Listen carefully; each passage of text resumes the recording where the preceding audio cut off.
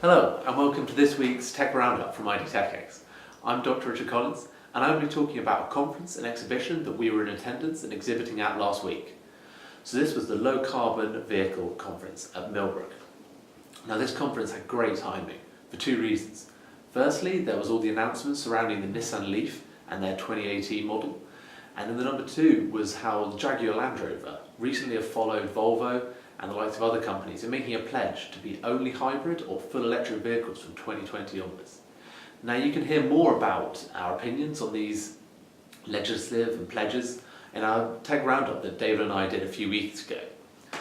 Now throughout the conference and exhibition there were lots of new innovations surrounding fast charging and energy storage innovations, but what I'm going to talk to you about is the lightweighting aspect. So lightweighting is absolutely crucial for the low carbon vehicle community. For internal combustion engines, reducing the weight obviously reduces the emissions, and for electric vehicles it's all about range. Now I lead our research here on lightweight materials, and I'm going to give you my top 3 bits of news that I saw at that conference. So number 3 was the Ariel hypercar. So this of course was one of the standout pieces there, and it was heavily photographed and nearly always surrounded. This is a supercar that's fully electric and due to be launched I think by 2019. And it has a brake horsepower of 1,180. So it's a really phenomenal machine. But what I was looking at was the chassis. Now this is a normal aluminium chassis underneath, but this is part of a Solmac project, and this is what Ariel are doing.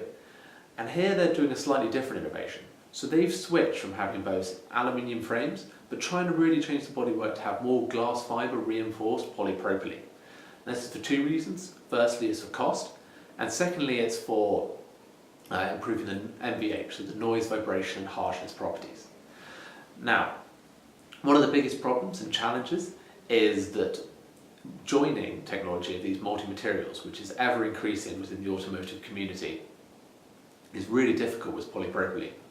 But one of the members of the Solmac Projects Consortium, PowderTech, have developed something, a powder, that can act as both a corrosion and aesthetically pleasing coating, as often they do, but it can also act as a joining to this polypropylene. And this is a really exciting innovation that you can see up in the photos there. So at number 2 was Gordon Murray Design. Now Gordon Murray Design have been going for 10 years. They've been designing the iStream. So the iStream is a fundamental rethink about a chassis. So rather than having your normal steel or even aluminium monocoque, what they've done is they've gone for a more tubular framework, almost like a space frame with their metals, and then use composite panels. You typically glass fibre on the interior and then recycled carbon fibre and virgin carbon fibre elsewhere in the designs. And here they were talking about their iStream 3. So this is part of, again, an Innovate UK consortium project, and here they were looking to change the steel framework into an aluminium frame. And you can see some of the images next to me there. Now, Gordon Murray Design have already announced some of their work with Yamaha and how they're going to be launching their cost-effective city car entry into this field. But one of the new innovations, which then followed up that weekend, was the announcement that they're going to be working with TVR. And TVR launched their new product at the Goodwood Revival that Saturday using this iStream subframe. So now, number 1 was the Williams Advanced Engineering Group. So this is part of the Williams Group that are responsible for the Formula 1 and Formula E projects, and here they were showcasing their lightweight EV platform. Now this was a really great showcase, and here they have a structural battery. The exoskeleton is actually embedded as part of it, and there were a huge amount of variations to do with the coolant, the aerodynamic flow, the temperature communication, and there were again 2 really nice composite innovations. And this was always with an eye to commercialization, so therefore they're considering high production speeds and keeping the cost down to a minimum. So the first one was their 2 to 3, which literally stands for 2-dimensional to 3-dimensional. And this is where they introduce a hinge into their composite part, so after the curing they're able to turn it into a 3-dimensional structure.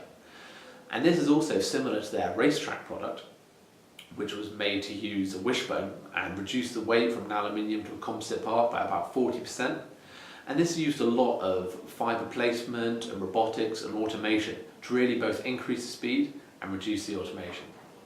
Now this is a general trend that we've been seeing within the composite industry, and it's really great to see it being driven from some of the best engineers pushing the advancements in the Formula 1 and Formula E world. So they were the 3 takeaways that I took from the LCV, and you can find out more about our research on lightweighting and composites at the IDTechEx website.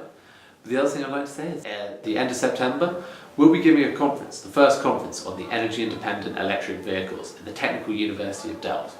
So this is going to stretch beyond the electric vehicles, when electric vehicles don't need to be plugged in and they're completely off grid. And here there'll be a great pressure in terms of getting good energy storage, great energy harvesting, and lightweighting plays a really key role within that. I'll be giving both a masterclass and a presentation there on these topics on a variety of materials that I've been talking about just now. And if you'd like to find out more, you can visit the IDTechEx website or follow the link as part of this video. While there, we'll be giving tours to the Dream Hall, where the solar racer teams are built, and there'll be keynotes from Toyota and Solar Motors and many, many more. For more information, visit the website. That's all we've got time for this week. Join us next week for more Tech Roundup news.